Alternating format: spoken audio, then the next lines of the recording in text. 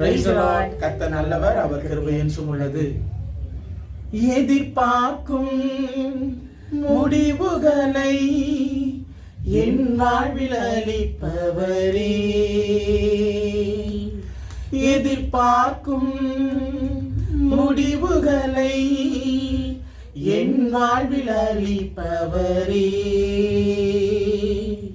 வழியறியா அலைந்த என்னை கண்டீரே உம் கண்களா, வழியறியா அலைந்த என்னை கண்டீரே உம் கண்களா, ஆச்சரியமானவரே என் வாழ்வில் அதிசயமானவரே, ஆச்சரியமானவரே என் வாழ்வில் அதிசயமானவரே, என் வாழ்விலே நீ பாராட்டின தயவுக்கெல்லாம் நான் பாத்திரனல்ல, இதுவரையில் நீ தாங்கியதற்கு எவ்வளவும் நான் தகுதியும் அல்ல, மாறாமலே உடனிருந்தி விலகாமலே என்னை நடத்தி சென்றி, மாறாமலே உடனிருந்தி விலகாமலே என்னை நடத்தி சென்றி, ஆச்சரியமானவரே என் வாழ்வில் அதிசயமானவரே, ஆச்சரியமானவரே என் வாழ்வில் அதிசயமானவரே. Price the Lord. கர்த்தர் நல்லவர், அவர் கிருபை என்றும் உள்ளது. உங்கள் யாவருக்கும் இயேசு கிறிஸ்துவின் நாமத்தினாலே அன்பின் வாழ்த்துக்களை தெரிவித்துக் கொள்கிறேன். இந்த நாளிலும் உங்களை சந்திப்பதற்காக கர்த்தர் ஒரு அழகான வார்த்தையை நமக்கு கொடுத்திருக்கிறார்.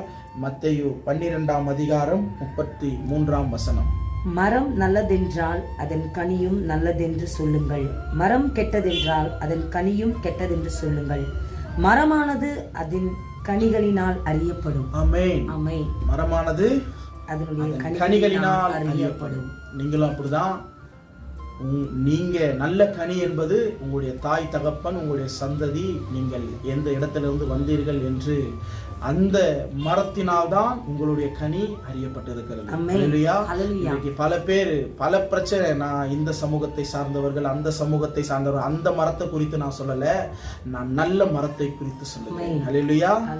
நம்ம வேற கிறிஸ்தவத்தில் இருந்துட்டு கிறிஸ்துவை இரட்சகராக ஏற்றுக்கொண்ட நாம் எந்த ஒரு மரத்தையும் மேன்மை பாராட்டவே கூடாது. ஹல்லேலூயா.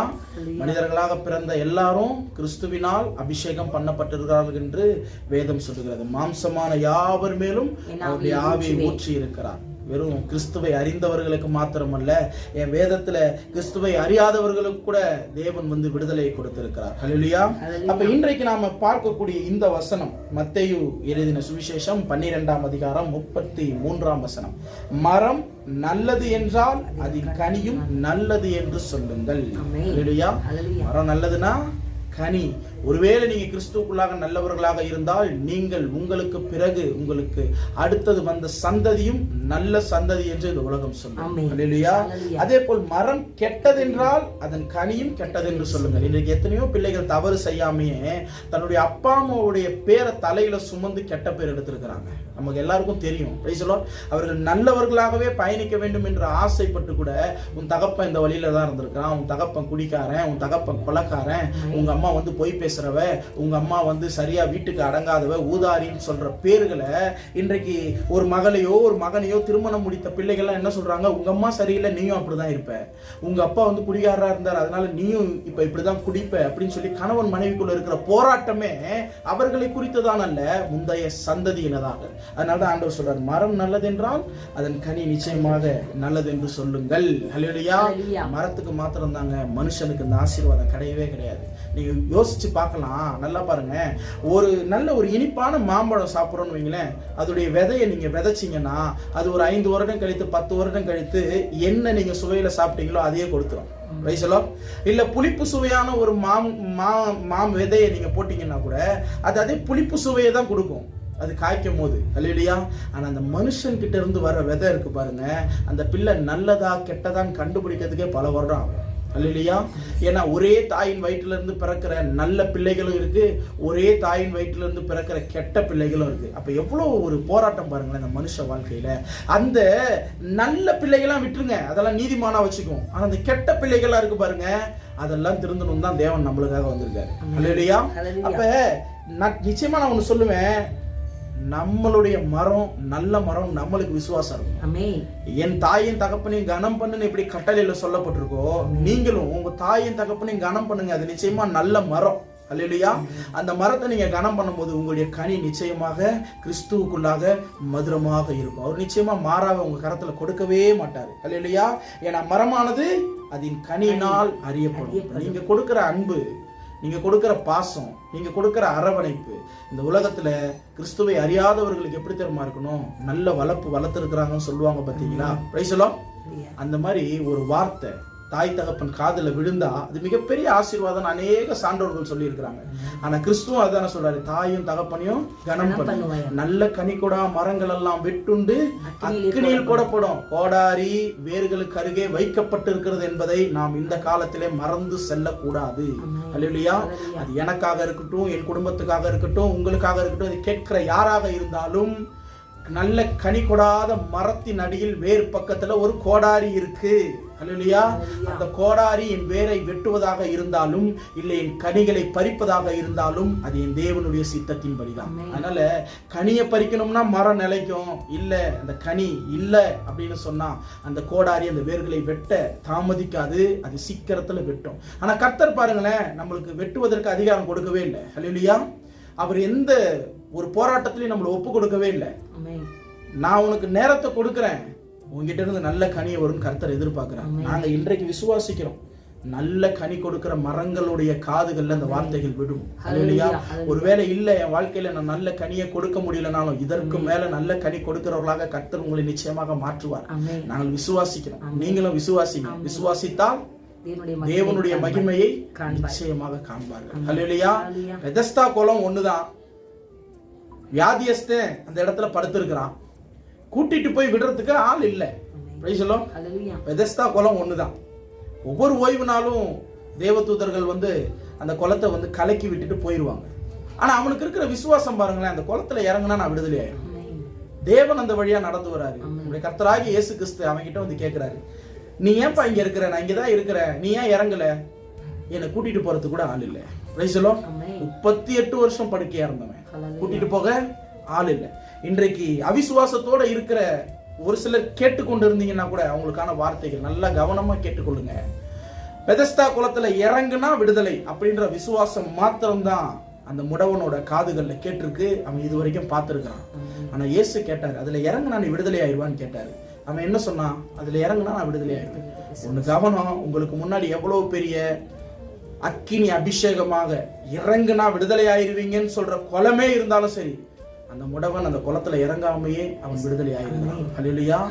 உங்களுக்கு முன்னாடி இருக்கிற அநேக போராட்டத்துல கர்த்தர் எனக்கு ஒரு மிகப்பெரிய ஒரு ஆசீர்வாதமான ஒரு வழியை வச்சுட்டா, நான் அதுக்குள்ள பிரவேசிச்சுட்டா நான் கண்டிப்பா விடுதலை ஆயிருவேன்றது அல்ல கிறிஸ்தவ வாழ்க்கை. Price the Lord. நீ விசுவாசிக்கிறியா? தேவனுடைய மகிமை நிச்சயம் காண்ப. நீ விசுவாசிக்கிறியா? நல்ல கனி உனக்குள்ள வரும். பெதஸ்தா குளத்துல இறங்குனா நான் நிச்சயமா விடுதலை ஆயிருவேன்னு சொன்ன அந்த விசுவாசத்தை கர்த்தர் பார்த்தாரு. குளத்துல இறங்காமே விடுதலை கொடுத்தாருன்னா இன்றைக்கும் நான் நல்ல கனி கொடுப்பேன். நீங்க விசுவாசிங்க. நீங்க நல்ல மரமாகவே இல்லை என்றாலும், நல்ல மரத்திலிருந்து வரலனாலும், நல்ல சந்ததின்ற பேரே என் சந்ததிக்கு இல்லைன்னாலும் கர்த்தர் அதை இன்றையிலிருந்து உங்களுக்கு அதை மாற்றி கொடுப்பார். அல்லேலூயா. அதுதான் நம்முடைய விசுவாசம். இந்த விசுவாசத்தின்படி கேட்ட வார்த்தைகளை நிச்சயமா அவர் ஆசீர்வதிப்பார். அல்லேலூயா. நாங்கள் விசுவாசிக்கிறோம். கேட்கிற ஒவ்வொரு பிள்ளைகளும், பெரியவர்களும், சகோதர சகோதரிகள் சகோதரர்கள், தாய் தகப்பன் யாராக இருந்தாலும் இன்றைக்கு ஒரு நல்ல மரம் உங்கள் வீட்டில் விதைக்கப்பட போகிறது. அதிலிருந்து நல்ல கனி கொடுக்கிற நல்ல கனியாக அநேகர் பயன்படுத்த போகிற நல்ல கனிகளை உங்களிடத்திலிருந்து இந்த உலகம் பறிக்க போகிறது. ஹல்லேலூயா. அந்த கனிகளை தான் இதுக்கு மேல நீங்க கொடுக்க போறீங்க. அநேகருக்கு சாட்சியா நிக்க போறீங்க, அநேகருக்கு உதவியா நிக்க போறீங்க. அதனால கர்த்தர் நிச்சயமாக அந்த வார்த்தைகள் உங்கள் வாழ்க்கையில் ஆசீர்வதிப்பாராக. ஆமென், ஆமென், ஆமென். அப்படியே நாம் ஜெபிப்போம். சொந்தமான பிள்ளையாக தகப்பனை போல் சுமந்தி, சொந்தமான பிள்ளையாக தகப்பனை போல் சுமந்தி, இமை பொழுதும் என்னை விலகிடாமல் இரக்கங்களால் என்னை சேர்த்து கொண்டீ, இமை பொழுதும் என்னை விலகினாலும் இரக்கங்களால் என்னை சேர்த்து கொண்டீ, ஆச்சரியமானவரே என் வாழ்வில் அதிசயமானவரே, ஆச்சரியமானவரே என் வாழ்வில் அதிசயமானவரே. எங்கள் அன்பின் பரலோக தகப்பனே, ஆசீர்வதிக்கப்பட்ட இந்த நல்ல இரவு வேளைக்காக உமக்கு நன்றி அப்பா. இந்த நாளில் கூட இந்த வார்த்தையின் மூலியமாக கர்த்தர் இதோ எங்களோடு நீ பேசினீர் என்று நாங்கள் விசுவாசிக்கிறோம் அப்பா. ஆமாண்டவரே, மரமானது நல்ல கனிகளை கொடுக்கும்படியாக மரம் என்று கர்த்தர் நீர் வார்த்தையின் மூலியமாக எங்களை நீர் இந்த இடத்திலே உணர்த்துகிறீர் சுவாமி. உம்முடைய பிள்ளைகளாக இருப்பதற்கு அநேக அடவே ஆசீர்வாதங்கள் உண்டு அப்பா.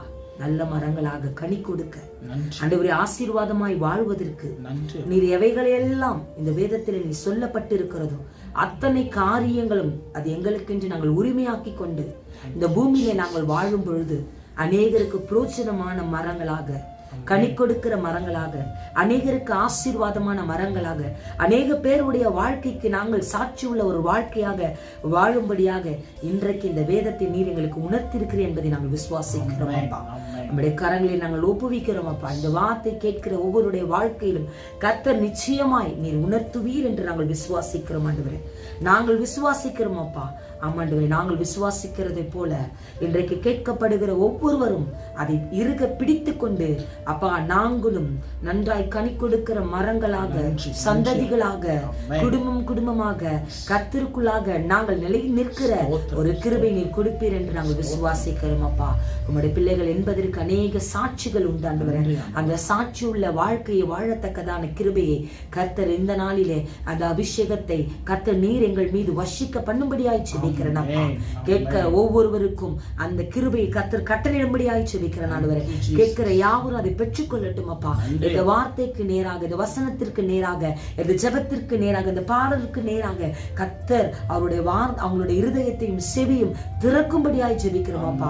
இமை பொழுது உன்னை கைவிட்டேன், ஆனாலும் இரக்கமான உருக்கங்களால் உன்னை நான் சேர்த்துக் கொள்வேன் என்று சொன்ன கர்த்தர் அப்பா, இன்றைக்கு நீர் அவர்களை சேர்த்துக் கொள்வீர் என்று நாங்கள் விசுவாசிக்கிறோம். எங்களை தாழ்த்தி நீ சமூகத்திலே ஒப்புவிக்கிறோம். இப்ப இயேசுவின் மூலம் ஜெபம் கேளும் ஜீவனுள்ள பிதாவே. ஆமென், ஆமென், ஆமென். Praise the lord. நிச்சயமாக கேட்ட வார்த்தைகளை உங்கள் வாழ்க்கையில் அப்படியே ஆசீர்வதிப்பார் என்று விசுவாசிப்போம். ஆமென். Praise the lord. God bless you.